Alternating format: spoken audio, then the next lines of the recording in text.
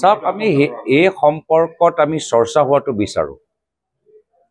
এই সম্পৰ্কত সদনৰ ভিতৰত সাধাৰণ মানুহৰ নিজৰ ভোটৰ তালিকাত নামটো ওলাইছে নাই ওলোৱা, কোনটো পলিং ষ্টেচনত তেওঁৰ নামটো আছে, এইবোৰ চব সাধাৰণ কথা জানিবলৈ আমাৰ তৃণমূল পৰ্যায়ে মানুহবোৰক যথেষ্ট কষ্ট কৰিব লাগে। শেষত গম পায় এইটো মোৰ পলিং ষ্টেচনটো নাই, মোৰ সলনি হ'ল, মোৰ নামটো নাইকিয়া হৈ গ'ল, সদায় লাষ্টত গৈ পায়। তো এইখিনি গোটেই ভোটাৰ তালিকা লৈ যে আজিৰ তাৰিখত বিভিন্ন প্ৰশ্ন উত্থাপন হৈছে, আমি সদনৰ ভিতৰত চৰ্চা হোৱাটো বিচাৰোঁ।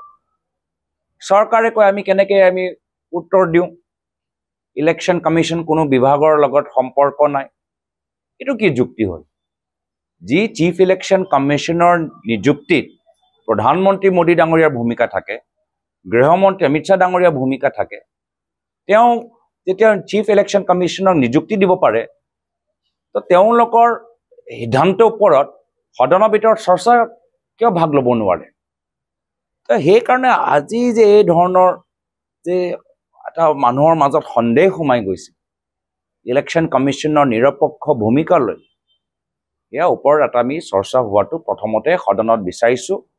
আৰু তেওঁলোকে যেনেকৈ চোৰ ডকাইতে কিবা চুৰ কৰিলে নিজৰ চুৰিটো লুকাবলৈ বিচাৰে, তেনেধৰণৰ কামবোৰ কৰি আছে। কি ডকাইতি তেওঁলোকে যে কৰিলে যোৱা লোকসভাত, বিভিন্ন বিধানসভাত বা কৰিবলৈ বিচাৰিছে, সেইটো যে ৰাইজে গম নাপায়, সাধাৰণ সচেতন মানুহবোৰ গম নাপায়, তাৰ কাৰণে গোটেই কথাটো তেওঁলোকে তললৈ পেলাবলৈ বিচাৰে, চৰ্চা হোৱাটো নিবিচাৰে। তথাপিও আমি সদনৰ ভিতৰত প্ৰথমতে যিহেতু সদন চলি আছে, আমি এইখিনি কথা আমি উত্থাপন হোৱাটো বিচাৰোঁ।